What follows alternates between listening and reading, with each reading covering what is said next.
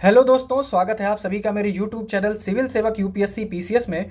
और हम आज देखेंगे आर्थिकी 2025 में केंद्रीय बजट 2025-26, आर्थिक समीक्षा 2024-25 और साथ ही यूपी बजट 2025-26 को।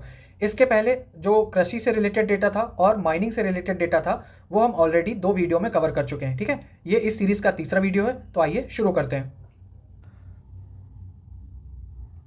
तो इसमें पहला टॉपिक है केंद्रीय बजट 2025-26। ठीक है, आगे इसमें कुछ डेटा होगा वो हम देखेंगे। पहले यहाँ से देख लेते हैं जो भी हाईलाइटेड पार्ट है।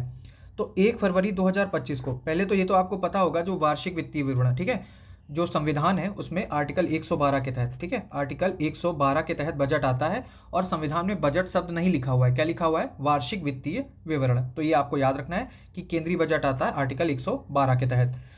1 फरवरी 2025 को केंद्रीय वित्त एवं कारपोरेट कार्य मंत्री निर्मला सीतारमण द्वारा केंद्रीय बजट 2025-26 प्रस्तुत किया गया।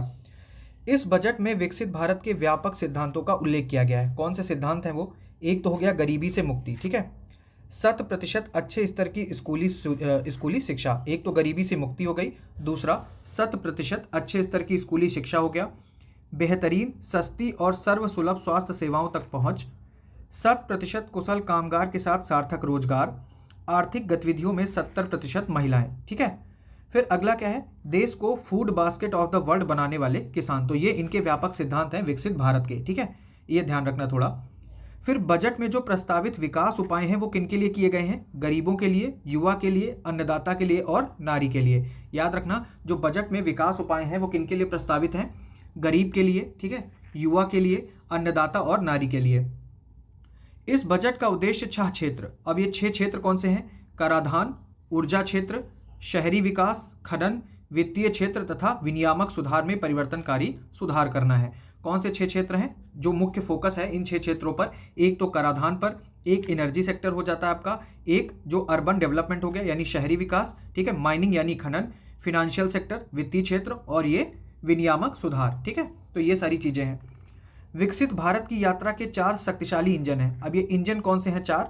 एक तो कृषि हो गया, एमएसएमई हो गया, निवेश हो गया और निर्यात हो गया। ठीक है, तो याद रखना है 4 शक्तिशाली इंजन है, कृषि, एमएसएमई, ठीक है, निवेश और निर्यात।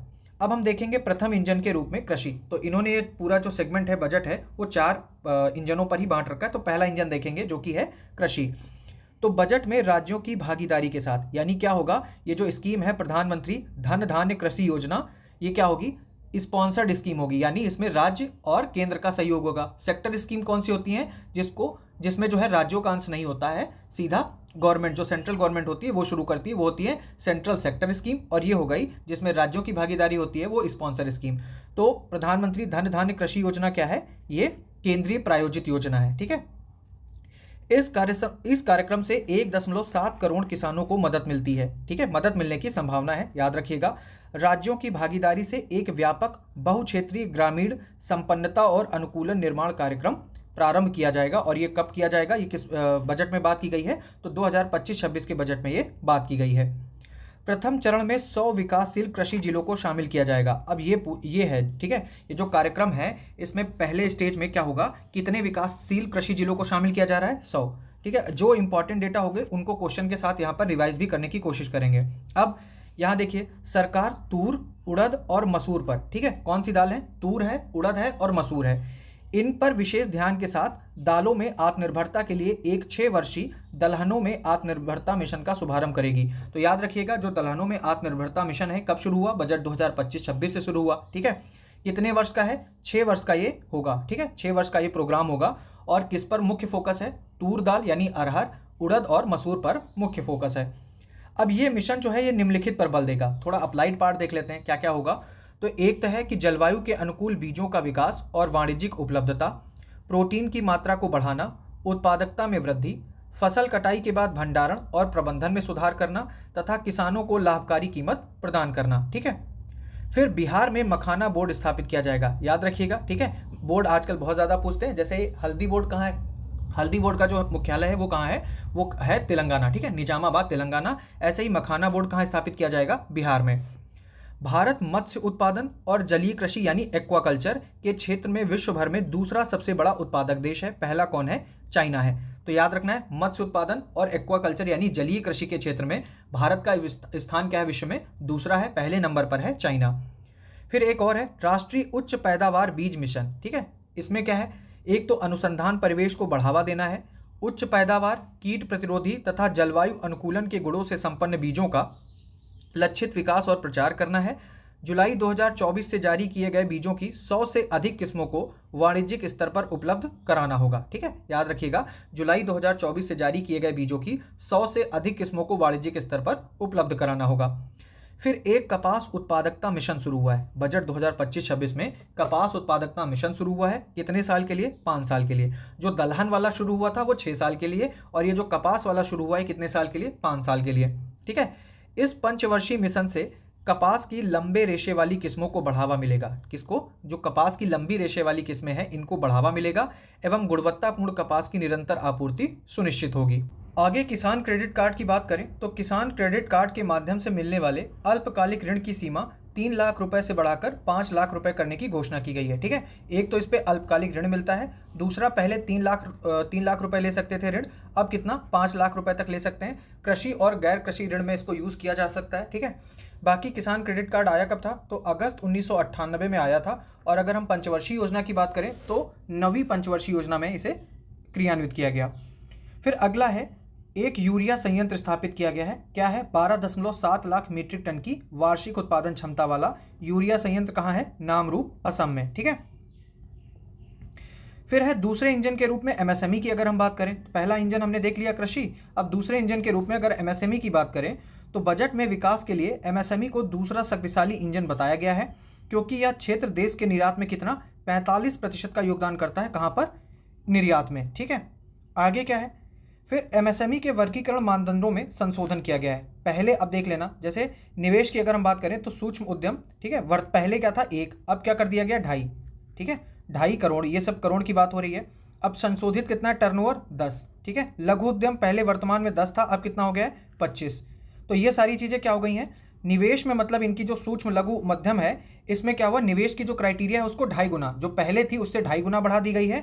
और टर्नओवर की अगर हम बात करें तो उसको क्या कर दिया गया है, 2 गुना कर दिया गया है। जैसे देखो, पहले 1 था, इसका 2.5 गुना, फिर 10 इसका 2.5 गुना, 50 इसका 2.5 गुना। टर्नओवर में पहले 5 था, अब 10 यानी 2 गुना, 50 था 100 हो गया, 250, 500। तो याद रखना, सूक्ष्म लघु और मध्यम उद्यम में क्या हुआ है, निवेश में क्या किया गया है, तो जो निवेश की जो वर्तमान सीमा थी उसको 2.5 गुना बढ़ाया गया है, और जो टर्नओवर है उसको क्या कर दिया गया है, उसको कर दिया गया है 2 गुना, ठीक है। तो इतना आपको याद रखना है।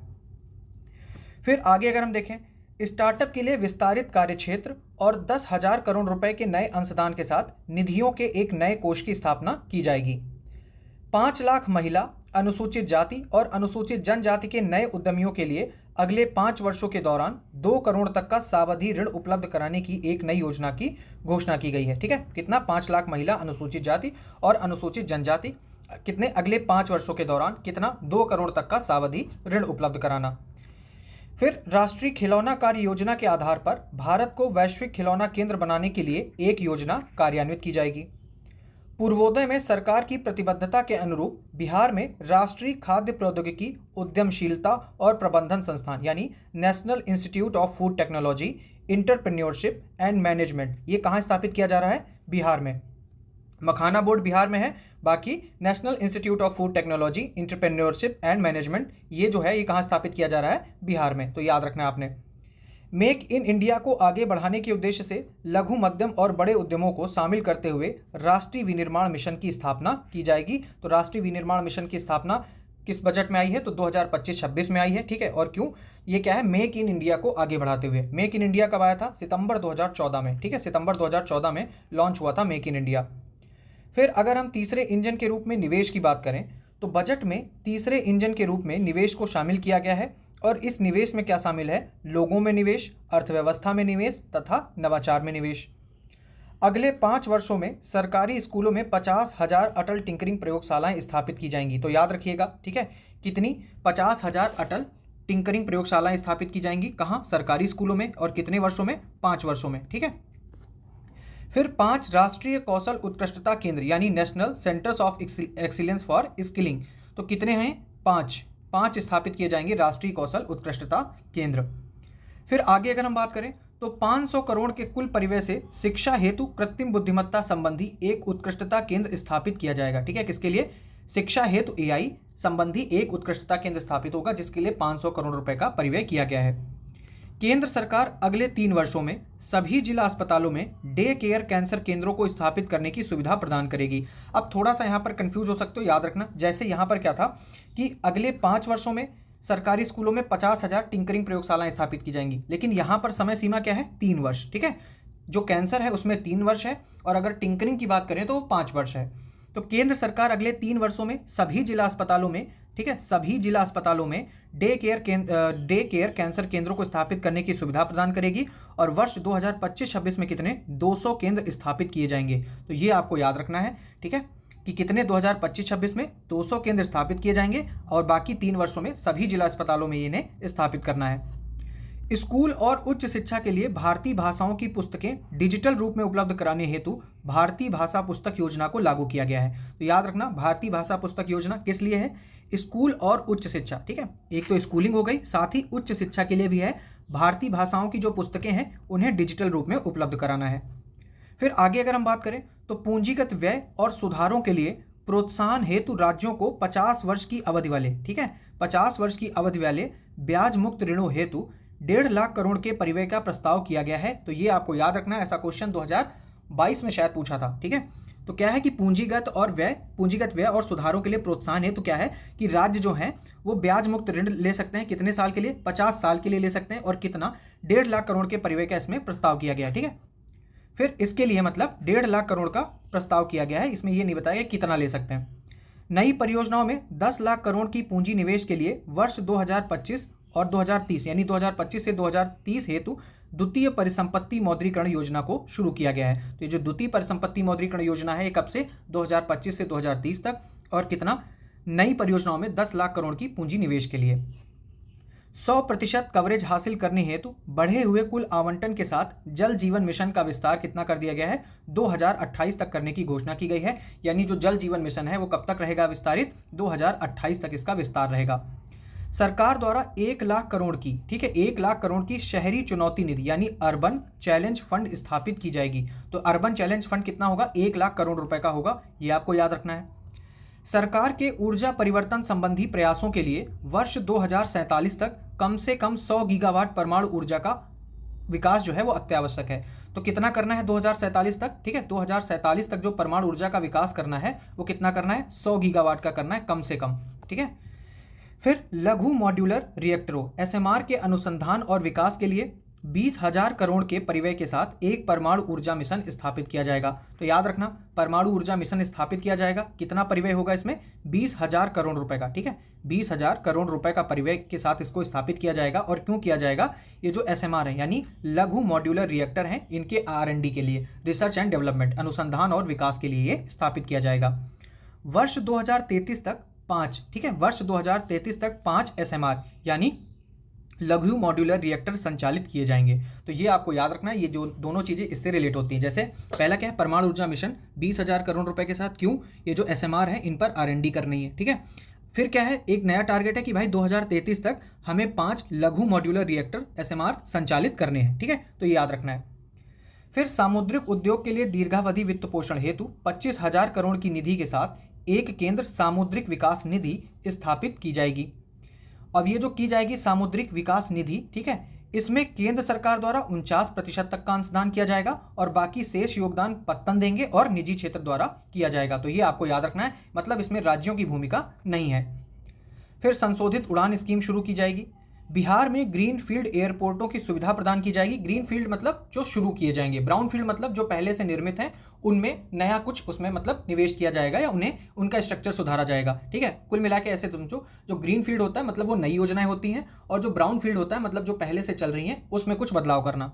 ठीक है, तो बिहार में ग्रीन फील्ड एयरपोर्ट की सुविधा प्रदान की जाएगी, और ये पटना एयरपोर्ट और बिहटा में ब्राउन फील्ड एयरपोर्ट की क्षमता के विस्तार के अतिरिक्त होंगे। बैंकों और निजी निवेशकों के अंशदान के साथ एक मिश्रित वित्तीय सुविधा के रूप में स्वामी निधि 2, ठीक है, बनाई जाएगी। कौन सी बनाई जाएगी? स्वामी निधि 2। ये क्या है? बैंकों और निजी निवेशकों के अंशदान के साथ एक ये मिश्रित वित्तीय सुविधा है, मतलब इसमें बैंक और निजी निवेशक की भूमिका रहेगी। 15,000 करोड़ की इस निधि का लक्ष्य 1 लाख इकाइयों को शीघ्र पूरा करना है। फिर अगला क्या है, भविष्य में खाद्य और पोषण सुरक्षा के लिए 10 लाख जर्म प्लाज्म लाइनों के साथ दूसरे जीन बैंक की स्थापना की जाएगी। बुनियादी भू स्थानिक अवसंरचना और डाटा विकसित करने हेतु राष्ट्रीय भू स्थानिक मिशन शुरू किया जाएगा।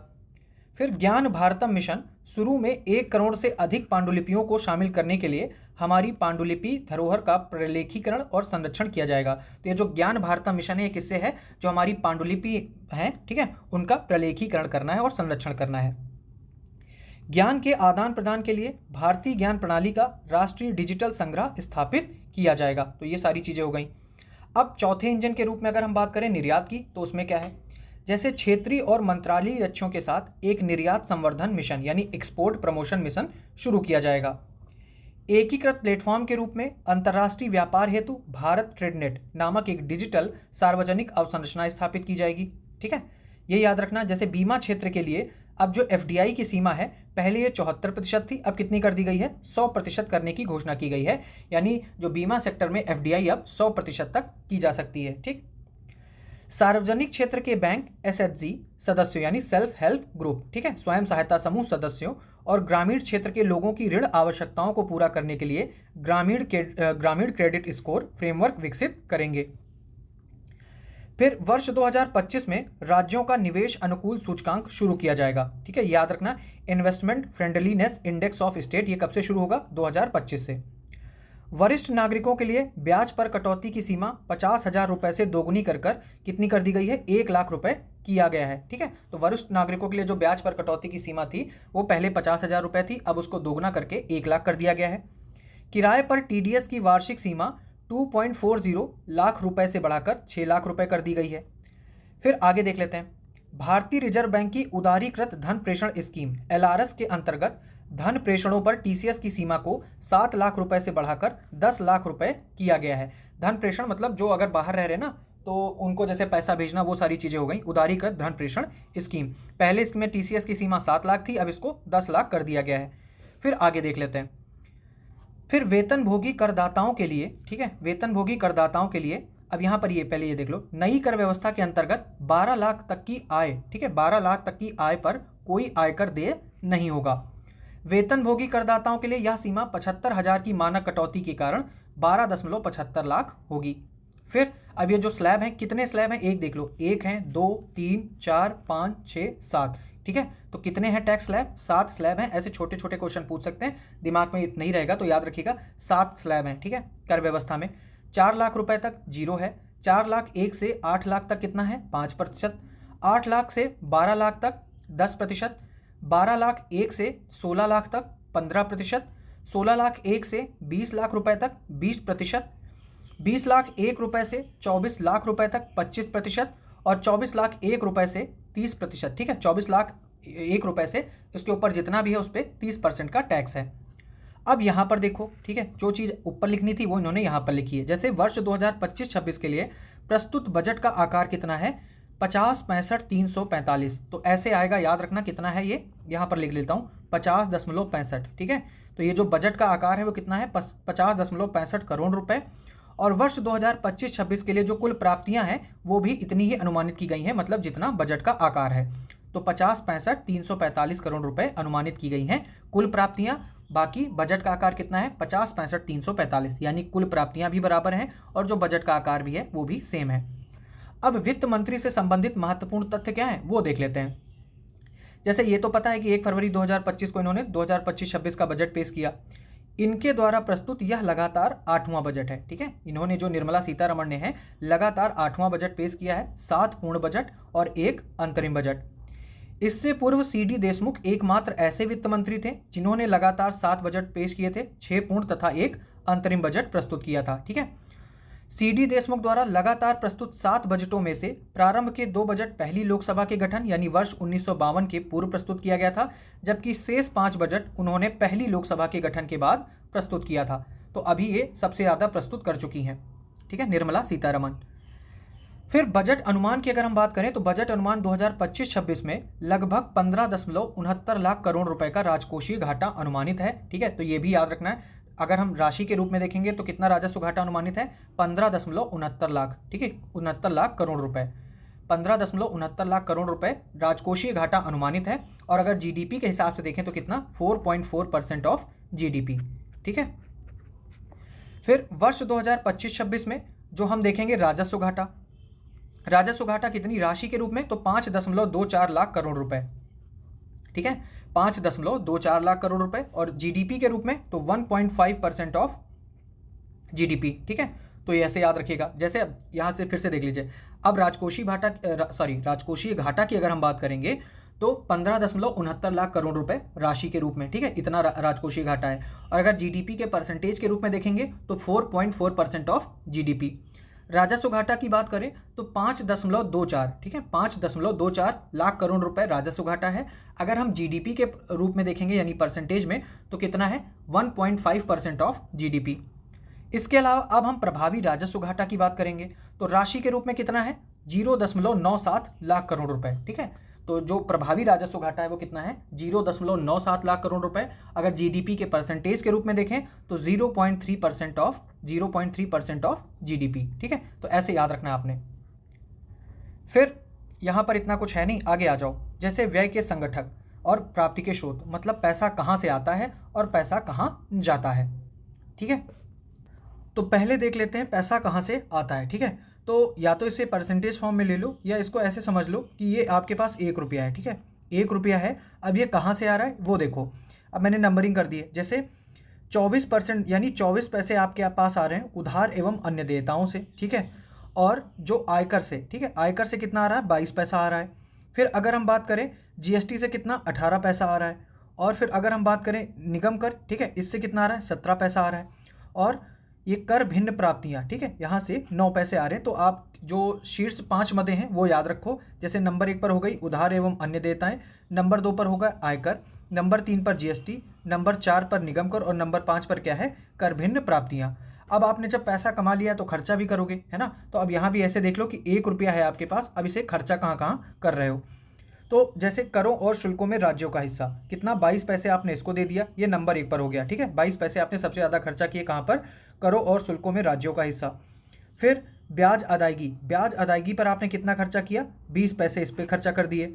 फिर 16 पैसे आपने खर्चा किए हैं केंद्रीय क्षेत्र की योजनाएं, इसमें रक्षा और प्रमुख सब्सिडी पर पूंजी परिव्यय शामिल नहीं होता है। ठीक है, फिर यहाँ पर ये जो है 8 पैसे और फिर 8 पैसे, यानी 8 पैसे आपने केंद्रीय प्रायोजित योजनाओं पे खर्चा किया है, 8 पैसे अन्य व्यय पर खर्चा किए हैं, 8 पैसे ही रक्षा पर खर्चा किया है और 8 पैसे वित्त आयोग और अन्य यंत्रण पर खर्चा किए हैं। इसमें प्रमुख 3 मदों की अगर हम बात करें तो सबसे ज़्यादा कहाँ खर्चा किया आपने, करों और शुल्कों में राज्यों का हिस्सा, नंबर 1 पर। फिर नंबर 2 पर क्या आ जाएगा, ब्याज अदायगी आ जाएगी। और नंबर 3 पर क्या आ जाएगा, नंबर 3 पर आ जाएगा केंद्रीय क्षेत्र की योजनाएं 16% के साथ। ठीक है, तो ऐसे याद रखना कि पैसा कहाँ से आता है, पैसा कहाँ से जाता है, वो सारी चीज़ें। फिर यहाँ पर दिया है प्राथमिक घाटा। तो प्राथमिक घाटा जीडीपी का मात्र 0.8% और पैसे के रूप में देखें तो 2.93 लाख करोड़ रुपए अनुमानित किया गया है। ठीक है, फिर अगर हम कर प्राप्तियों की बात करें, ठीक है, कर प्राप्तियों में रुझान की मतलब प्रत्यक्ष कर और अप्रत्यक्ष कर, है ना। तो ए क्या है, ए है प्रत्यक्ष कर, ठीक है, और बी क्या है, बी है अप्रत्यक्ष कर। तो अगर आप 2021-22 से बजट अनुमान 2025-26 तक का डेटा देखोगे तो आपको ये दिख रहा होगा कि जो प्रत्यक्ष कर है उसमें लगातार हर साल बढ़ोतरी देखी गई है। पहले 6 थी, फिर 6.2, 6.6, 6.9, 7.1, ठीक है, तो ये आपको दिखेगा। तो पिछले 4 सालों में प्रत्यक्ष कर में लगातार बढ़ोतरी दर्ज हुई है, सही बात है। अब अप्रत्यक्ष कर की बात अगर हम करें तो पहले देखिए 5.5% था, फिर घटा, ठीक है, फिर बराबर रहा, फिर घटा और फिर अभी घटता ही चला गया है ना। मतलब 2 साल लगातार घटा ही हुआ है, 4.9, पहले 5.5 था। तो अप्रत्यक्ष कर में गिरावट देखी गई है। तो इसी तरीके से जब आप सकल कर प्राप्ति देखोगे तो वहाँ पर भी आपको गिरावट नजर आएगी, ठीक है, लगातार उसमें वृद्धि नहीं दिखेगी।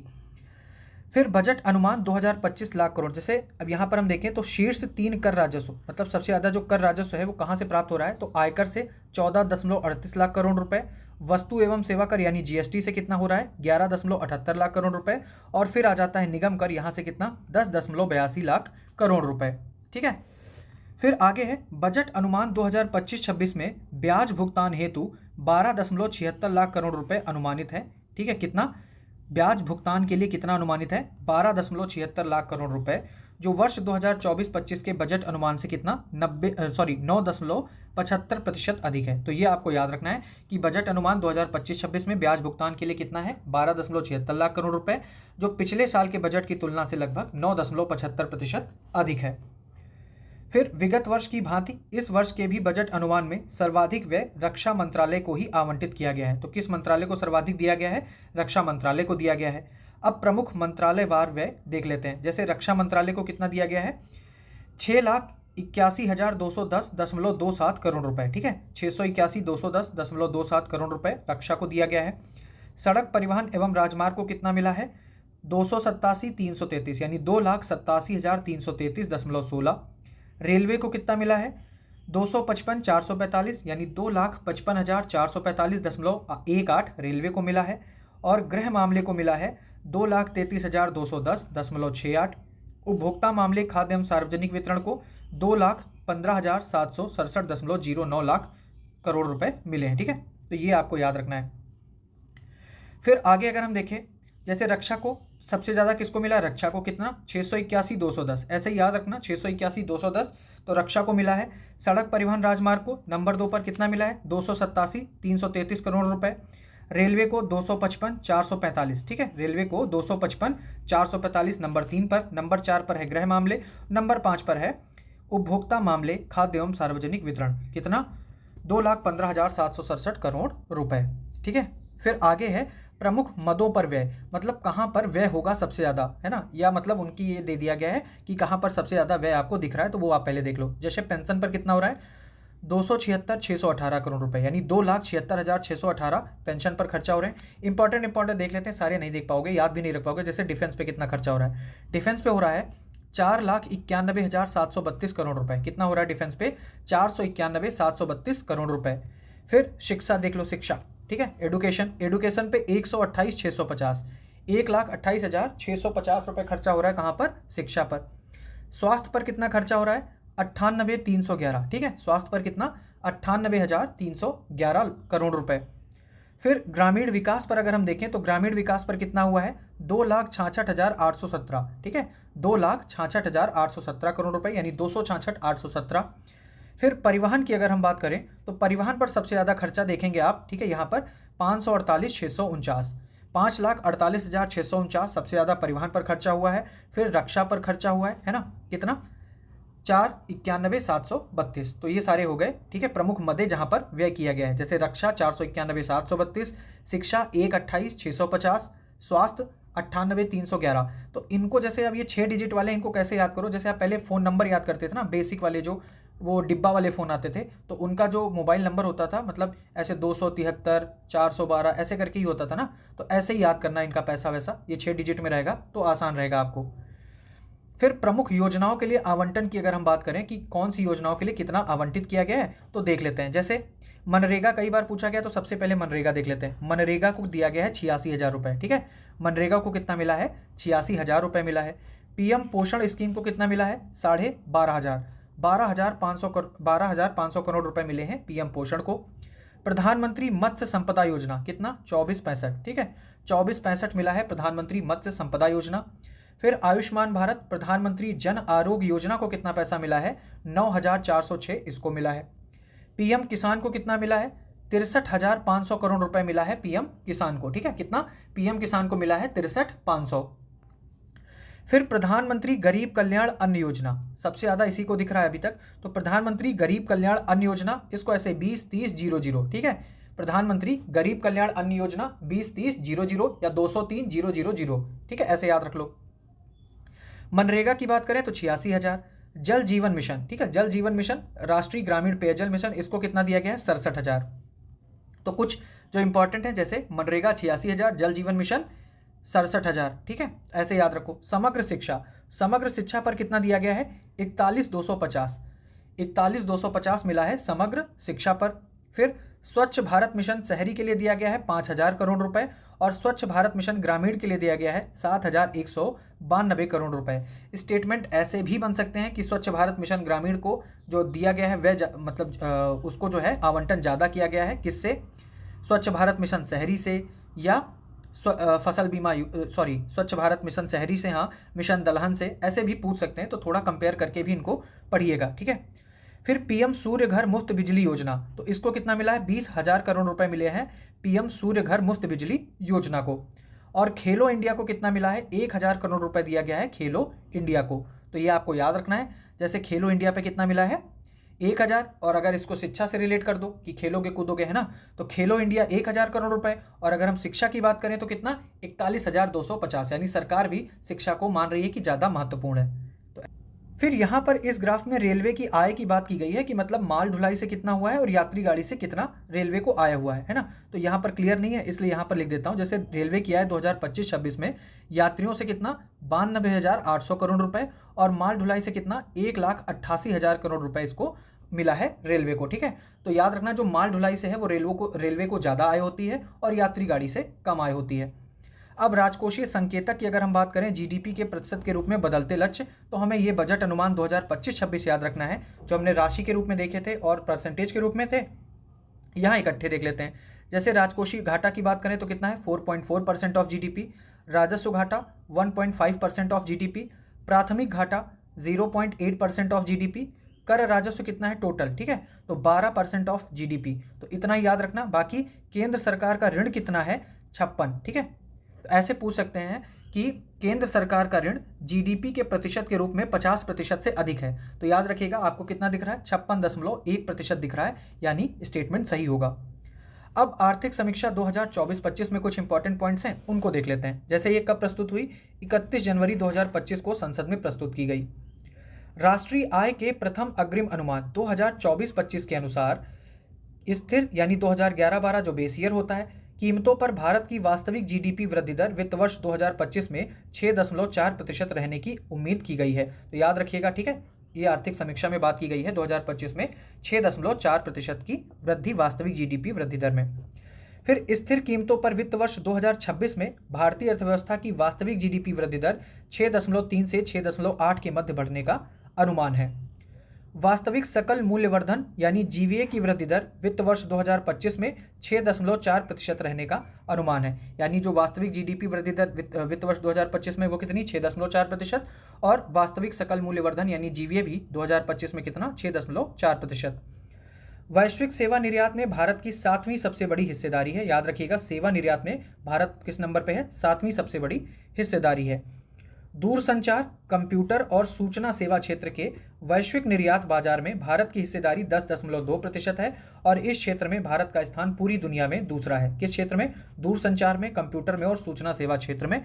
जो ग्लोबली अगर हम देखें तो निर्यात में भारत की हिस्सेदारी कितनी है, 10.2%, और भारत का स्थान इस सेक्टर में कितना, दूसरा है। फिर अन्य व्यावसायिक सेवा क्षेत्र यानी अदर बिजनेस सर्विस सेक्टर में भारत की वैश्विक हिस्सेदारी 7.2% है, जो, और इसमें विश्व में तीसरा सबसे बड़ा निर्यातक है भारत।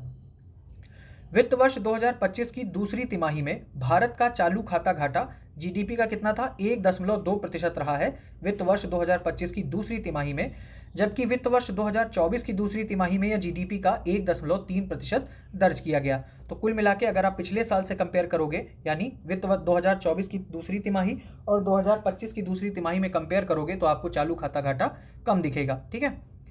भारत वैश्विक स्तर पर कपड़ा और परिधान का छठा सबसे बड़ा निर्यातक है। तो कपड़ा और परिधान निर्यातक में भारत किस नंबर पर है, छठे नंबर पर है। कपड़ा और परिधान उद्योग जीडीपी में 2.3%, औद्योगिक उत्पादन में 13% तथा निर्यात में 12% का योगदान देता है। फिर वैश्विक सेवा निर्यात में भारत की हिस्सेदारी दोगुने से भी बढ़कर अधिक हो गई है। 2005 में 1.9% थी, अब 2023 में कितनी हो गई है, 4.3% हो गई है वैश्विक सेवा निर्यात के मामले में। तो याद रखिए, वैश्विक सेवा निर्यात में भारत की हिस्सेदारी 2005 में कितनी थी, 1.9%, 2023 में कितनी हो गई है, 4.3%, ठीक है। बस ये 2023 वाला डेटा याद रखो। आईएमएफ का अनुमान है कि भारत वित्त वर्ष 2028 तक $5 ट्रिलियन की अर्थव्यवस्था और वित्त वर्ष 2030 तक $6.307 ट्रिलियन की अर्थव्यवस्था बन जाएगा। तो $5 ट्रिलियन कब बन जाएगा आईएमएफ के हिसाब से, भारत वर्ष 2028 तक बन जाएगा। वैश्विक जनसंख्या वर्ष 1980 में 4.4 बिलियन से बढ़कर 2022 में 8 बिलियन हो गई, और शहरीकरण दर 1980 में कितनी थी, 39%, अब 2022 में कितनी हो गई है? 57%। तो याद रखिएगा, पूछ सकते हैं कि आर्थिक समीक्षा 2024-25 के हिसाब से जो शहरीकरण दर है वो वर्ष 2022 में कितनी हो गई है? तो याद रखना कितना? 57% हो गई है, जो इसमें डेटा दिया गया है इस हिसाब से। ठीक है। चीन, यूएसए, यूरोपीय संघ एवं अन्य जो G7 अर्थव्यवस्थाएं हैं वो वैश्विक ग्रीन हाउस गैस उत्सर्जन का 50% से अधिक उत्पादन करती हैं और सभी देशों ने वर्ष 2050 तक निवल शून्य उत्सर्जन प्राप्ति का लक्ष्य रखा है। विश्व की संस्थापित पवन ऊर्जा यानी जो पवन ऊर्जा क्षमता का लगभग 60% चाइना से प्राप्त होता है। तो पवन ऊर्जा के मामले में 60% हमें कहाँ से मिल रहा है? वर्ल्ड वाइड अगर देखें तो चाइना से। ठीक है। फिर आगे बात की गई है कि विश्व की बैटरी विनिर्माण क्षमता का लगभग 80% हिस्सेदारी चीन के पास है। ठीक है। बैटरी विनिर्माण क्षमता की लगभग 80% जो हिस्सेदारी है वो किसके पास है? चाइना के पास है।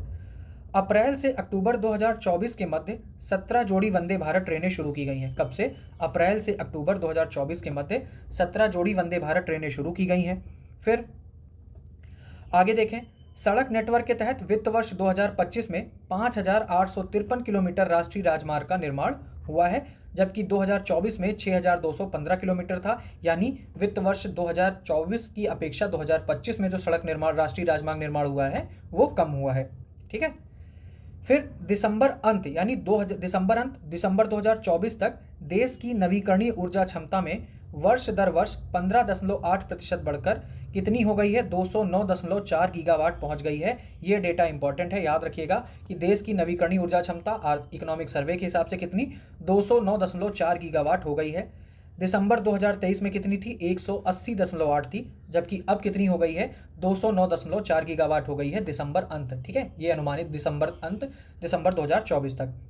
फिर भारत की कुल स्थापित क्षमता में नवीकरणीय ऊर्जा की हिस्सेदारी कितनी है? 47%। ये दो डेटा आपको याद रखने हैं। जैसे दिसंबर अंत तक नवीकरणीय ऊर्जा क्षमता देश में कितनी हो गई है? 209.4 गीगावाट।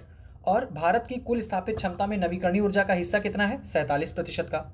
फिर यहाँ पर देखिए, वर्तमान में भारत चीन के बाद दुनिया में दूसरा सबसे बड़ा सीमेंट उत्पादक देश है।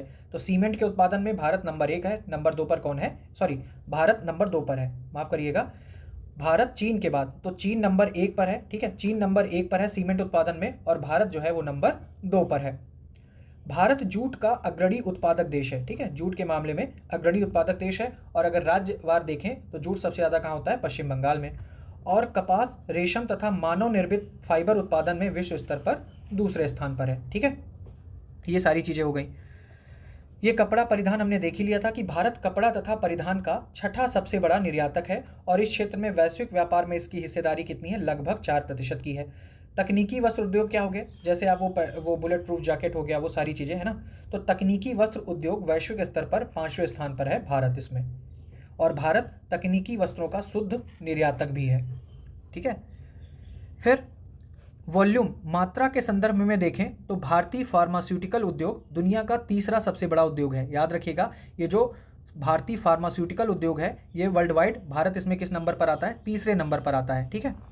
भारत वैश्विक चिकित्सा उपकरण बाजार का 1.5% हिस्सा रखता है, और इस संदर्भ में भारत एशिया में जापान, चीन तथा दक्षिण कोरिया के बाद चौथे स्थान पर आता है। तो यहाँ पर दो फैक्ट आपको मिलेंगे। क्या? कि भारतीय फार्मास्यूटिकल उद्योग है ना, दुनिया में कौन से नंबर पर आता है? मात्रा के हिसाब से तीसरे नंबर पर आता है। और अगर वैश्विक चिकित्सा उपकरण बाजार की बात करें, यानी उपकरणों के मामले में जो चिकित्सा में यूज होते हैं, उसमें देखें तो एशिया की बात की गई है। तो एशिया में नंबर 1 पर जापान है, नंबर 2 पर चाइना है, नंबर 3 पर दक्षिण कोरिया, और नंबर 4 पे आता है भारत। और ये किसमें? एशिया में बात की गई है। 99% स्मार्टफोन अब घरेलू स्तर पर देश में निर्मित हो रहे हैं, जिससे भारत की आयात पर निर्भरता उल्लेखनीय तौर पर कम हो गई है। विपो रिपोर्ट 2022 के अनुसार भारत विश्व में 10 पेटेंट फाइल करने वाले देशों में 6ठे स्थान पर है। ठीक है। तो 10 पेटेंट फाइल करने वाले देशों में क्या है? 6ठे स्थान पर है। फिर वैश्विक सकल घरेलू उत्पाद में सेवा मूल्यवर्धन का योगदान लगभग कितना है? 62% का है। ठीक है। याद रखिएगा, वैश्विक सकल घरेलू उत्पाद में सेवा मूल्यवर्धन का योगदान कितना है? लगभग 62% है। फिर वर्ष 2023 में वैश्विक सेवा निर्यात में भारत 4.3% हिस्सेदारी के साथ विश्व में 7वें स्थान पर रहा है। ठीक है। कैसे याद रखना है? जैसे 2023 हुआ, ठीक है, इसमें वैश्विक सेवा निर्यात, तो सेवा का निर्यात कर रहा है, और इसमें भारत किस नंबर पर है? 7वें नंबर पर है। और 13% की हिस्सेदारी के साथ यूएस क्या है? यूएस जो है वो शीर्ष पर है। फिर आगे देख लेते हैं। प्रथम अग्रिम अनुमान 2024-25 के अनुसार वित्त वर्ष 2024 में वर्तमान कीमतों पर जीडीपी में कृषि एवं संबंधित क्षेत्र का योगदान कितना रहा है? 16%। जब आप आंसर राइटिंग लिखते हो कृषि से रिलेटेड तो ऐसा लिख दो कि भाई जीडीपी में कृषि संबंधित क्षेत्र का योगदान कितना है? 16%। और यह क्षेत्र लगभग 46.1% आबादी को सहयोग यानी रोजगार भी प्रदान करता है। फिर आगे देखें तो भारत का पुष्प कृषि उद्योग, ठीक है, पुष्प कृषि उद्योग एक उच्च प्रदर्शन करने वाले क्षेत्र के रूप में उभरा है। पूछ भी सकता है, ठीक है, कौन सा उद्योग उच्च प्रदर्शन करने वाले क्षेत्र के रूप में उभरा है आर्थिक समीक्षा में जिसकी बात की गई है, तो ये कौन सा है? पुष्प कृषि उद्योग है, जिसने 100% निर्यात नीति के साथ उभरते उद्योग के रूप में अपनी स्थिति दर्ज की है। तो याद रखिएगा, पुष्प कृषि उद्योग की चर्चा आर्थिक समीक्षा में उभरते उद्योग के रूप में की गई है। फिर महाराष्ट्र जो है ये अंगूर उत्पादन में क्या है? अग्रणी राज्य है, ठीक है, महाराष्ट्र जो है वो अंगूर उत्पादन में अग्रणी राज्य है। फिर वित्त वर्ष 2015 से वित्त वर्ष 2022 के मध्य देश के कुल स्वास्थ्य व्यय में सरकारी स्वास्थ्य व्यय की हिस्सेदारी 29% से बढ़कर कितनी हो गई है? 48% हो गई है। फिर कुल स्वास्थ्य व्यय में लोगों द्वारा किए जाने वाले आउट ऑफ पॉकेट एक्सपेंडिचर की हिस्सेदारी 62.6% से घटकर 39.4% हो गई है। तो ये आपको याद रखना है कि पहले क्या था, 2015 से इनके बीच में क्या चेंज आया है कि जो सरकारी स्वास्थ्य व्यय, ठीक है, सरकार जो स्वास्थ्य पर खर्चा करती थी वो पहले 29 था, अब कितना हो गया? 48% हो गया है, ठीक है। लोग जो अपने पॉकेट से खर्चा करते थे स्वास्थ्य पर वो पहले 62.6% था, अब कितना? 39.4% हो गया है अकॉर्डिंग टू इकोनॉमिक सर्वे। फिर 10 से 24 वर्ष की आयु वर्ग में लगभग 26% जनसंख्या भारत के पास है। तो याद रखिएगा 10 से 24 वर्ष के पास आयु के वर्ग में भारत के पास कितनी? 26% जनसंख्या है। अगर वर्तमान कीमतों पर बात करें तो प्रति व्यक्ति आय शीर्ष 3 राज्य, ठीक है, प्रति व्यक्ति पर शीर्ष 3 राज्य वर्तमान कीमतों पर 2022-23 जो बात की गई है इकोनॉमिक सर्वे में, तो सबसे ज़्यादा किसके पास पैसा है? सिक्किम के पास 5,20,466 प्रति व्यक्ति आय, गोवा 4,92,648 और तेलंगाना 3,12,522। तो वर्तमान कीमतों में प्रति व्यक्ति आए शीर्ष 3 राज्य कौन से हैं? नंबर 1 पर है सिक्किम, नंबर 2 पर गोवा और नंबर 3 पर तेलंगाना। उत्तर प्रदेश की कितनी है? 84,126, बिहार 53,478 और अगर दिल्ली की बात करें तो 4,30,120। अब दिल्ली यूटी में आ जाता है इसलिए यहाँ पर राज्यों की चर्चा नहीं की गई है, अदरवाइज गोवा के बाद इसका नंबर आ जाता है ना। तो सिक्किम 5,20,466, गोवा 4,92,648, तेलंगाना 312,522 और उत्तर प्रदेश की कितनी है? 84,126 रुपये प्रति व्यक्ति आय। फिर यहाँ पर देख लेते हैं आयात की दृष्टि से शीर्ष 5 देश, ठीक है, हम कहाँ सबसे ज़्यादा आयात कर रहे हैं? तो नंबर 1 पर आ जाता है चाइना, ठीक है, सबसे ज़्यादा आयात कहाँ से हो रहा है? चाइना से हो रहा है। फिर रूस से हम कर रहे हैं, रूस से कर रहे हैं नंबर 2 पर, नंबर 3 पर है संयुक्त अरब अमीरात, नंबर 4 पर है संयुक्त राज्य अमेरिका और नंबर 5 कौन है? सऊदी अरब, ठीक है। तो याद रखिएगा आयात के मामले में शीर्ष 5 देश कहाँ हम सबसे ज़्यादा आयात कर रहे हैं? चाइना से, उसके बाद रूस से, फिर संयुक्त अरब अमीरात से यानी यूएई से, फिर संयुक्त राज्य अमेरिका से और उसके बाद सऊदी अरब से। अब निर्यात की दृष्टि से तो हम सबसे ज़्यादा निर्यात कहाँ कर रहे हैं? तो निर्यात हम सबसे ज़्यादा कर रहे हैं संयुक्त राज्य अमेरिका।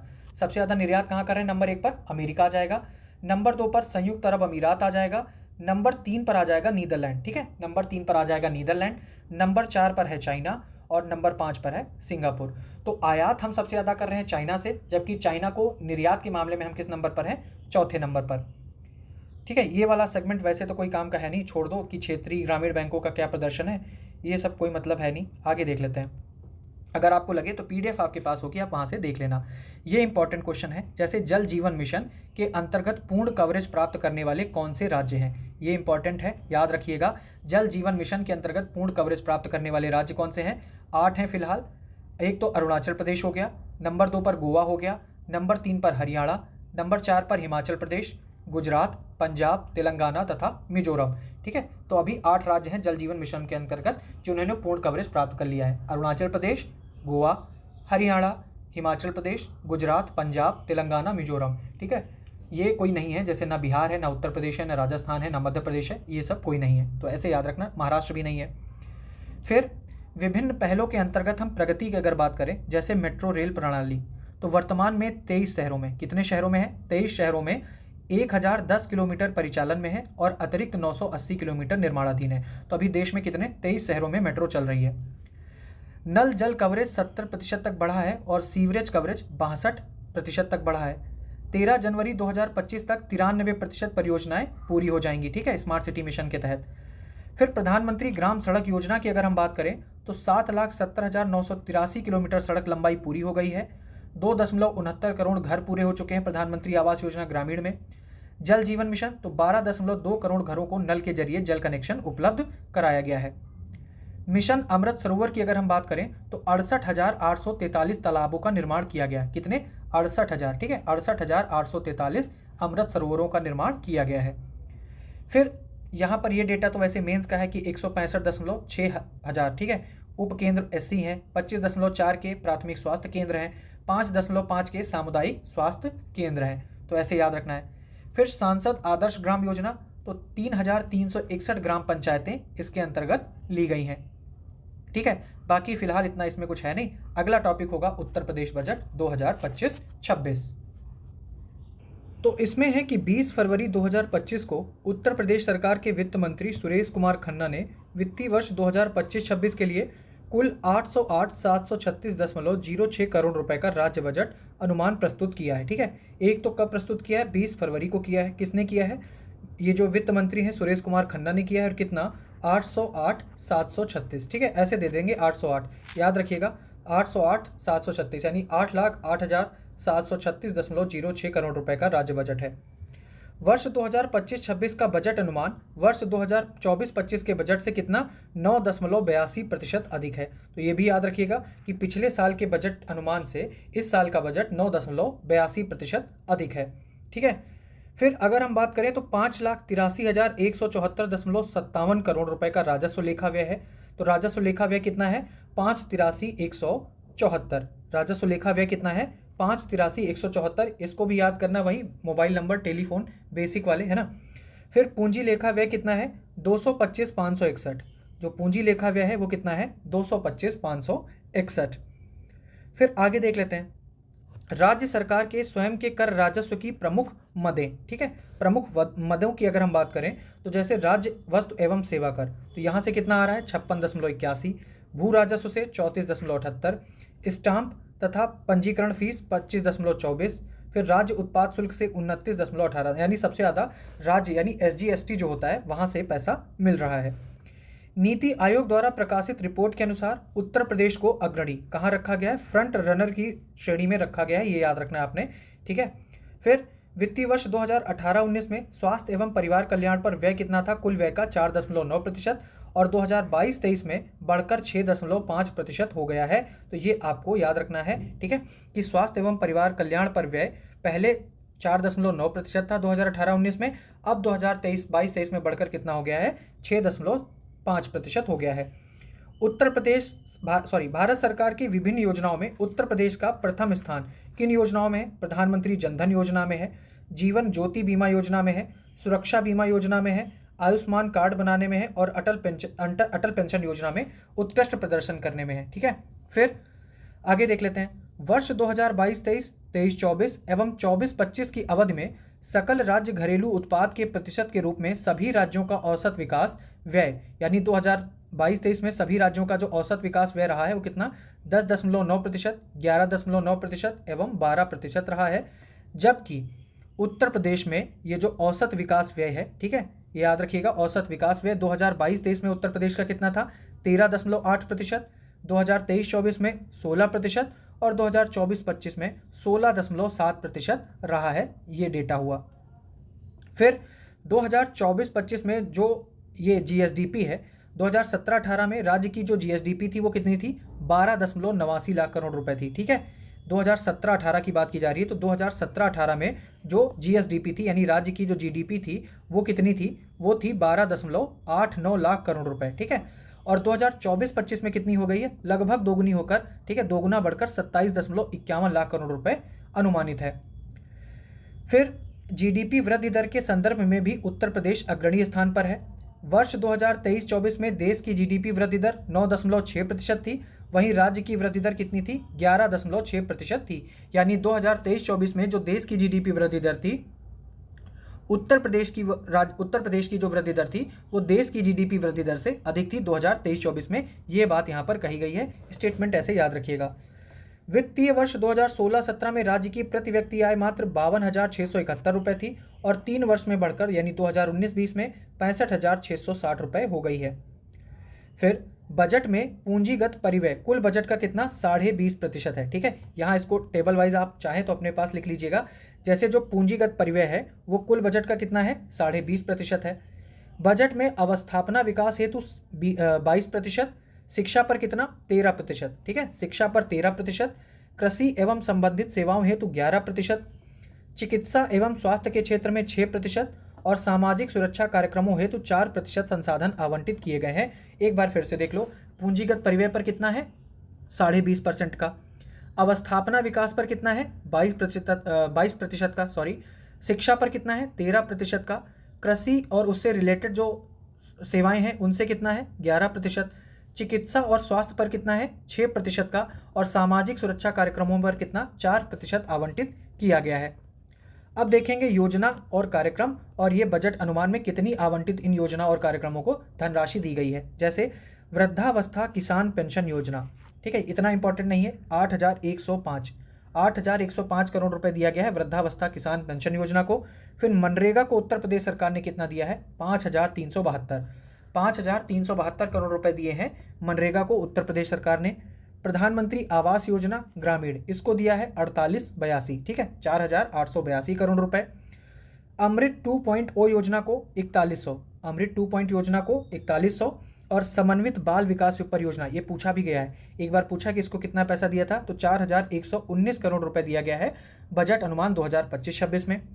प्रधानमंत्री आवास योजना शहरी 1.0 इसको 3,150, स्वच्छ भारत मिशन ग्रामीण इसको कितना दिया है 2,045 और मुख्यमंत्री युवा उद्यमी विकास अभियान को कितना दिया है 1,000 करोड़ रुपए दिया है, ये याद रखना। यानी सबसे ज़्यादा मिला है वृद्धावस्था किसान पेंशन योजना को 8,105, मनरेगा दूसरे नंबर पर है 5,372 करोड़ रुपए, नंबर 3 पर है प्रधानमंत्री आवास योजना ग्रामीण 4,882 के साथ। फिर नंबर 4 पर कौन है समन्वित बाल विकास परियोजना 4,119 करोड़ रुपए। फिर आर्टिफिशियल इंटेलिजेंस सिटी तथा साइबर सिक्योरिटी में टेक्नोलॉजी रिसर्च ट्रांसलेशन पार्क की स्थापना नई योजना बजट में शामिल की गई है। एक तो AI सिटी और दूसरा साइबर सिक्योरिटी में टेक्नोलॉजी रिसर्च ट्रांसलेशन पार्क, ठीक है, और ये किस में साइबर सिक्योरिटी में। फिर आगे देख लेते हैं, अब यहाँ पर भी वही सीन है कि रुपया कहाँ से आता है और रुपया कहाँ जाता है, और ये बात की जाएगी उत्तर प्रदेश सरकार के संदर्भ में। ठीक है, तो सबसे पहले देख लेते हैं रुपया आता कहाँ से है, पहले देख लें आना कहाँ से है। तो जैसे स्वयं का कर राजस्व सबसे ज़्यादा कहाँ से आ रहा है, स्वयं का कर राजस्व 37.4% नंबर 1 पर आता है। नंबर 2 पर आता है केंद्रीय करों में राज्यांश, ठीक है, नंबर 2 पर क्या जाता है केंद्रीय करों में राज्यांश 32.4% का। फिर अगर हम बात करें इसमें आ जाता है लोक ऋण, ठीक है, यानी पब्लिक डेट 14.4% नंबर 3 पर, और नंबर 4 पर है केंद्रीय सरकार से जो सहायता अनुदान मिलती है 11.1% की। ठीक है, तो सबसे ज़्यादा पैसा कहाँ से आ रहा है, एक तो स्वयं के कर राजस्व से नंबर 1 पर 37.4%, फिर केंद्रीय करों में राज्यांश दूसरे नंबर पर, तीसरे नंबर पर है पब्लिक डेट यानी लोक ऋण, और चौथे नंबर पर है केंद्रीय सरकार से सहायता अनुदान। अब देखेंगे कि रुपया जा कहाँ रहा है, कमा तो लिया इधर, अब इधर इनको खर्चा करना है, तो सबसे ज़्यादा कहाँ खर्चा कर रहे हैं वो देख लेते हैं। जैसे सबसे ज़्यादा 20.4%, ठीक है, पूंजीगत परिव्यय सबसे ज़्यादा कहाँ हो रहा है, पूंजीगत परिव्यय 20.4%। फिर नंबर 2 पर क्या आ जाएगा, नंबर 2 पर आ जाएगा अन्य व्यय 16.8% के साथ, अन्य व्यय नंबर 2 16.8%। नंबर 3 पर क्या आ जाएगा, नंबर 3 पर आ जाएगा आपका वेतन सरकारी कर्मचारी, ठीक है, सरकारी कर्मचारियों को वेतन जो देते हैं वो 12.4%। नंबर 4 पर पेंशन, ठीक है, ये नंबर 3 पर आ जाएगा, नंबर 2 पर वो हो गया, नंबर 4 पर आ जाएगी पेंशन 11.2%। इतना आपको याद रखना है शुरुआत के, मतलब इधर आपने देखा था कि पैसा कहाँ से आता है, तो आ कहाँ से रहा है, एक तो स्वयं के कर राजस्व से नंबर 1, नंबर 2 पर केंद्रीय करों में राज्यांश, नंबर 3 पर लोक ऋण, और नंबर 4 पर क्या आ जाएगा, नंबर 4 पर आ जाएगा जो हमें केंद्रीय सरकार से सहायता अनुदान मिल रहा है। अब ये पैसा खो कहाँ रहा है, मतलब कहाँ जा रहा है इनका पैसा, तो एक तो पूंजीगत परिव्यय कर रहे हैं, पूंजीगत में क्या होता है जैसे मशीनें वसीनें ये सारी चीज़ें, ठीक है, पूंजी वाला पूंजीगत परिव्यय कर रहे हैं नंबर 1 पर। दूसरा अन्य व्यय है, नंबर 3 पर सरकारी कर्मचारियों को जो वेतन देते हैं, और नंबर 4 पर पेंशन, ठीक है। फिर आगे देख लेते हैं, प्राथमिक एवं उच्चतर माध्यमिक विद्यालयों में ICT लैब तथा स्मार्ट क्लासेस की स्थापना कहाँ कहाँ, प्राथमिक में और उच्चतर माध्यमिक विद्यालयों में एक तो ICT लैब बनाई जाएगी और स्मार्ट क्लासेस बनाए जाएंगे। आर्टिफिशियल इंटेलिजेंस को बढ़ावा देने हेतु सेंटर ऑफ एक्सीलेंस की स्थापना इसमें प्रस्तावित की गई है। गांधी जयंती के अवसर पर 2 अक्टूबर 2024 से राज्य में जीरो पॉवर्टी अभियान आरंभ किया गया था। ठीक है, ये थोड़ा इसमें जो उत्तर प्रदेश का जो बजट होता है उसमें इकोनॉमिक सर्वे उसी में इंक्लूड होता है। तो याद रखिएगा, जो जीरो पॉवर्टी अभियान है वो कब शुरू किया गया? 2 अक्टूबर 2024 से शुरू किया गया है। कब? गांधी जयंती के अवसर पर। राज्य में मुख्यमंत्री कृषक दुर्घटना कल्याण योजना 14 सितंबर 2019 से लागू है। ठीक है, याद रखना आपने, मुख्यमंत्री कृषक दुर्घटना कल्याण योजना कब से शुरू है? 14 सितंबर 2019 से। कृषकों को गन्ना मूल्य भुगतान समय से सुनिश्चित कराने हेतु वर्ष 2017 से एस्क्रो अकाउंट मैकेनिज्म प्रारंभ किया गया है। कौन सा? एस्क्रो अकाउंट मैकेनिज्म प्रारंभ किया गया है 2017 से, ताकि किसानों को गन्ना मूल्य भुगतान जो है वो समय से मिल पाए। लखपति महिला योजना के तहत 2 लाख से अधिक महिलाएं लखपति की श्रेणी में है। महिला स्वामित्व वाली प्रोड्यूसर कंपनियों के गठन हेतु महिला सामर्थ्य योजना संचालित की गई है। ठीक है, जो महिला स्वामित्व वाली प्रोड्यूसर कंपनियां हैं उनके गठन हेतु महिला सामर्थ्य योजना शुरू की गई है। फिर यहाँ पर थोड़ा सा आपको दिक्कत होगी, तो शब्दों पर ध्यान दीजिएगा। मुख्यमंत्री युवा उद्यमी विकास योजना। ठीक है, अब इसके लिए आपने यहाँ पर देखा था कितना पैसा दिया है? 1000 करोड़ रुपए दिया है बजट में। ठीक है, तो इसमें क्या है कि प्रदेश के शिक्षित एवं प्रशिक्षित युवाओं को स्वरोजगार से जोड़कर नए सूक्ष्म उद्योगों की स्थापना हेतु वित्तीय संसाधन उपलब्ध कराए जाने के उद्देश्य से वर्ष 2024-25 में, ठीक है, मतलब ये सारे उद्देश्य थे, इनकी वजह से 2024-25 में मुख्यमंत्री युवा उद्यमी विकास अभियान शुरू किया गया है। 2024-25 में शुरू हुआ है, याद रखिएगा। ठीक है, और 2025-26 में इनके लिए कितना बजट दिया गया है? 1000 करोड़ रुपए का बजट इनके लिए दिया गया है। यह अपने तरह की पहली योजना है जिसमें सूक्ष्म उद्यम स्थापित करने हेतु युवाओं को गारंटी मुक्त एवं ब्याज मुक्त ऋण उपलब्ध कराया जा रहा है। इस योजना के अंतर्गत प्रतिवर्ष 1 लाख नए सूक्ष्म उद्यमों की स्थापना किए जाने का लक्ष्य है, तो ये भी याद रखना है। फिर आगे देखते हैं, लगभग 96 लाख MSME इकाइयों की संख्या तथा 1.65 मतलब 1.65 करोड़ लोगों को रोजगार उपलब्ध कराने के दृष्टिकोण से उत्तर प्रदेश देश के सभी राज्यों में अग्रणी है। राज्य में 80 मेडिकल कॉलेज हैं, जिसमें 44 जो है वो सरकारी क्षेत्र में है और 36 क्या है? निजी क्षेत्र में है। ठीक है, मेडिकल कॉलेज कितने हैं? 80 है। राज्य में 8 सेंटर ऑफ एक्सीलेंस केंद्रों की स्थापना के तहत पहला सेंटर ऑफ एक्सीलेंस का केंद्र मेडिकल इलेक्ट्रॉनिक्स के क्षेत्र में Sanjay Gandhi post graduate institute of medical sciences में, AI के क्षेत्र में IIT कानपुर नोएडा परिसर में तथा drone of excellence IIT Kanpur परिसर में। ठीक है, तो ये याद रखना, 8 state of centre of excellence खोलने हैं। इसमें पहला खुल गया है centre of excellence medical electronics में, कहाँ पर? Sanjay Gandhi post graduate institute of medical science. दूसरा आर्टिफिशियल AI के क्षेत्र में IIT कानपुर नोएडा परिसर में, और तीसरा drone of excellence IIT Kanpur परिसर में। ठीक है, फिर जनपद गोरखपुर में कैंपियरगंज रेंज के अंतर्गत देश का पहला गिद्ध प्रजनन केंद्र रेड हेडेड गिद्ध संरक्षण एवं प्रजनन केंद्र स्थापित किया गया है। तो इस तरीके से यूपी बजट हो जाएगा। इसके अलावा क्या किया है यार कि ये जो परीक्षा वाणी आती है ना, जो नई अभी आई है, जिसकी PDF भी ग्रुप में है, तो उसमें से मैंने बजट का थोड़ा जो यूपी बजट का है वहाँ से 2 पेज ले लिए हैं जो उसमें दिए हैं, वो देख लेते हैं। ठीक है, उसमें कुछ चीज़ें हैं अलग से, जैसे राज्य का ऋण कितना है? 29.4%, यानी 50% से कम है। ठीक है, 50% से कम है और 25% से अधिक है।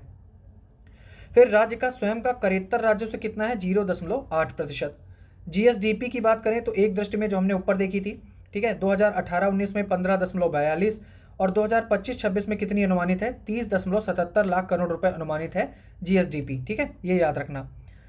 फिर यहाँ पर बजट 2025-26 वहाँ पर भी हमने देखा था कि आवंटन कैसे हुआ, जैसे अवस्थापना विकास पर। ठीक है, अवस्थापना विकास पर कितना? 22% हिस्सा है, शिक्षा का 13%, कृषि एवं संबंधित क्षेत्र का 11%, चिकित्सा का कितना है? 6.2%। अब राशि के रूप में देख लेते हैं, जैसे अवस्थापना विकास पर 1.79 लाख करोड़ रुपए, यानी लगभग 1.80 हज़ार हो जाएगा। ठीक है, तो 1.79 लाख करोड़ रुपए अवस्थापना विकास पर। शिक्षा पर कितना है? 1.06 लाख करोड़, शिक्षा पर कितना है? 1.06 लाख करोड़। कृषि एवं संबंधित क्षेत्र पर कितना है? 89,353 करोड़ रुपए। चिकित्सा पर है 50,550 करोड़ रुपए। ठीक है, अब परीक्षा दृष्टि से जो इंपॉर्टेंट फैक्ट है वो यहाँ पर देख लेते हैं, जैसे उत्तर प्रदेश का राजकोषीय तथा प्रारंभिक घाटा बजट 2025-26 में GSDP का कितना है? तो उत्तर प्रदेश का जो राजकोषीय घाटा है जीएसडीपी के हिसाब से, राजकोषीय घाटा है 2.97%, ठीक है। जीएसडीपी का 2.97% है राजकोषीय घाटा, और प्रारंभिक घाटा कितना है 0.88%। उत्तर प्रदेश के 2024-25 के बजट में राजस्व आधिक्य जीएसडीपी का कितना प्रतिशत अनुमानित है? राजस्व आधिक्य कितना है? 2.58% ऑफ जीडीपी अनुमानित है, ठीक है। फिर उत्तर प्रदेश वानिकी एवं उद्यानिकी विश्वविद्यालय कहाँ स्थापित किए जाने का प्रस्ताव है? तो ये खोला जाएगा कहाँ पर? गोरखपुर में। उत्तर प्रदेश के बजट 2025-26 में राजस्व एवं पूंजीगत व्यय कितना अनुमानित किया गया है? तो राजस्व है 5.83। कितना है राजस्व? 5.83, ठीक है, लाख करोड़। और पूंजीगत व्यय कितना है? 2.26 लाख करोड़। उत्तर प्रदेश में जनवरी 2025 तक विद्युत ऊर्जा की अवस्थापना क्षमता कितने मेगावाट थी? तो विद्युत ऊर्जा की अवस्थापना क्षमता कितनी है? 32,996.55 मेगावाट, ठीक है। 32,996.55 मेगावाट है। उत्तर प्रदेश में वर्ष 2023 तक महिला श्रम शक्ति की भागीदारी कितने प्रतिशत थी? तो कितनी है? 32.1% की हिस्सेदारी है महिला श्रम शक्ति की। फिर उत्तर प्रदेश में फरवरी 2025 तक उत्तर प्रदेश में फरवरी 2025 तक नल से पेयजल की आपूर्ति का विस्तार कितने प्रतिशत क्षेत्रों तक हो चुका है? तो फरवरी 2025 तक जो नल से पेयजल की आपूर्ति विस्तार है वो 88.82% क्षेत्र में हो चुका है। किन जिलों में स्वशासी राज्य चिकित्सा महाविद्यालय की स्थापना का बजट 2025-26 में प्रावधान किया गया है? तो बलिया और बलरामपुर में स्वशासी, ठीक है, स्वशासी राज्य चिकित्सा महाविद्यालय खोले जाएंगे।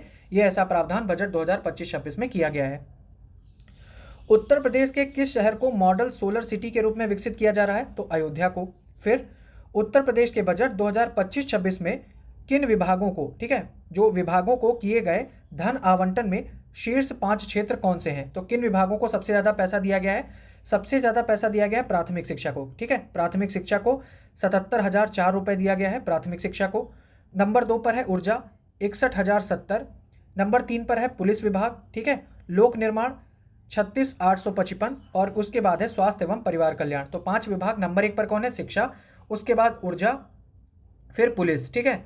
शिक्षा लोगे, प्राथमिक शिक्षा लोगे तो ऊर्जा आएगी, ऊर्जा से आप मतलब क्या बनोगे? पुलिस में, ठीक है। ऊर्जा से आप पुलिस विभाग में जाओगे, फिर पुलिस विभाग से लोक निर्माण में जाना और फिर वहाँ से स्वास्थ्य एवं परिवार कल्याण विभाग में चले जाना। ऐसे चले जाना आपको, ठीक है। कुछ ऐसे वाहियात सा बना लो डेटा। फिर उत्तर प्रदेश के 2025-26 के बजट में किस योजना में सर्वाधिक धनराशि आवंटित की गई है? तो हमने देखा था सर्व शिक्षा अभियान में, ठीक है। सर्व शिक्षा अभियान में सर्वाधिक धनराशि आवंटित की गई है। कितना? 23,012.63 करोड़। 23,012 सर्व शिक्षा अभियान को दिया गया है। वर्ष 2024 तक उत्तर प्रदेश में कितने एयरपोर्ट संचालित हैं? तो 16 एयरपोर्ट संचालित हैं, 4 अंतर्राष्ट्रीय एयरपोर्ट हैं और 1 निर्माणाधीन है जेवर में। 2025-26 के बजट में उत्तर प्रदेश की ऋणग्रस्तता जीएसडीपी का कितना प्रतिशत है? तो हमने देखा था 29.4% है जीएसडीपी का, और राशि में देखें तो 9.0 लाख करोड़ रुपए, जिसकी बात की गई थी 50% से कम और 25% से ज़्यादा। फिर उत्तर प्रदेश के बजट 2025-26 में कितना धन नई योजनाओं के लिए आवंटित किया गया है? तो 28,478 करोड़ रुपए नई योजनाओं के लिए दिया गया है। उत्तर प्रदेश का वित्तीय वर्ष 2025-26 में जीएसडीपी कितना अनुमानित किया गया है? हमने देखा था 30.77 लाख करोड़ रुपए जीएसडीपी अनुमानित किया गया है। उत्तर प्रदेश राज्य कर राजस्व में सर्वाधिक योगदान किसका है? यह भी देखा था एसजीएसटी का, ठीक है। किसका है? एसजीएसटी का। फिर उत्तर प्रदेश को प्रधानमंत्री जीवन ज्योति बीमा योजना और डीबीटी के देशव्यापी निष्पादन में कौन सी रैंकिंग प्राप्त हुई है? पहला स्थान प्राप्त हुआ है दोनों क्षेत्रों में। उत्तर प्रदेश के बजट में 2025-26 में राज्य का अपना कर राजस्व अनुमान कितना है? तो 2,95,000 करोड़ रुपए, ठीक है। राज्य का अपना कर राजस्व कितना है? 2,95,000। उत्तर प्रदेश केंद्र सरकार की किन सामाजिक योजनाओं के कार्यान्वयन में देश में पहले स्थान पर है? तो प्रधानमंत्री मुद्रा योजना में है, प्रधानमंत्री जनधन योजना में है, पीएम स्वनिधि में है, प्रधानमंत्री सुरक्षा बीमा योजना और प्रधानमंत्री अटल पेंशन योजना में नंबर 1 पर है। फिर अब यहाँ पर देख लेते हैं प्रमुख योजनाओं के लिए आवंटन, ठीक है। जो वहाँ पर थोड़ा रह गया था वो यहाँ पर है कि प्रमुख योजनाओं के लिए आवंटन। तो सर्व शिक्षा अभियान के लिए कितना किया है? 23,012 करोड़ रुपए। कितना है? 23,012 करोड़ रुपए है सर्व शिक्षा अभियान के लिए। फिर जल जीवन मिशन के लिए किया है नंबर 2 पर। जल जीवन मिशन के लिए कितना किया है? 16,000 करोड़ रुपए। पीएम आवास योजना ग्रामीण के लिए किया है 4882, ठीक है, 4882 करोड़ रुपए हैं पीएम आवास योजना ग्रामीण के लिए। और स्वच्छ भारत मिशन ग्रामीण के लिए कितना है, 2045 करोड़ रुपए। नमामि गंगे, नमामि गंगे के लिए कितना किया है, 25,459 करोड़ रुपए किया है, ठीक है। मनरेगा के लिए 5,372, मनरेगा के लिए 5,372। फिर मुख्यमंत्री युवा उद्यमी योजना के लिए 1,000 हमने देखा था। अमृत 2.0 के लिए 4100 और मुख्यमंत्री कन्या सुमंगला योजना के लिए 700, ठीक है, मुख्यमंत्री कन्या सुमंगला योजना के लिए 700। यहाँ पर एक अलग से डेटा है एवाइड बजट के, ठीक है, बजट के अलावा जो है, तो इसमें एक चीज़ दी है कि शीर्ष 5 घरेलू उत्पाद वाले जिले कौन से हैं। 2021-22 का अंतिम अनुमान है, वो देख लेते हैं। जैसे शीर्ष प्रति व्यक्ति घरेलू उत्पाद वाले जिले, प्रति व्यक्ति घरेलू उत्पाद वाला जिला, तो नंबर 1 पर है गौतम बुद्ध नगर, नंबर 2 पर है मेरठ, नंबर 3 पर एटा, फिर आगरा और नंबर 5 पर है लखनऊ, ठीक है। तो शीर्ष प्रति व्यक्ति घरेलू उत्पाद वाले जिले, नंबर 1 पर गौतम बुद्ध नगर, उसके बगल में मेरठ, फिर एटा, फिर आगरा और फिर लखनऊ। फिर निम्नतम प्रति व्यक्ति घरेलू उत्पाद वाले जिले कौन से हैं, तो निम्नतम में है बलरामपुर, उसके बाद बहराइच, फिर संत कबीर नगर, उसके बाद जौनपुर और उसके बाद प्रतापगढ़, ठीक है। फिर है शीर्ष सकल एवं शुद्ध घरेलू उत्पाद वाले जिले, तो गौतम बुद्ध नगर नंबर 1 पर, फिर लखनऊ, फिर आगरा, प्रयागराज और मेरठ। तो और फिर निम्नतम सकल वाले, तो इतने 2 याद रखो बस, ये ज़्यादा आपके काम की चीज़ है।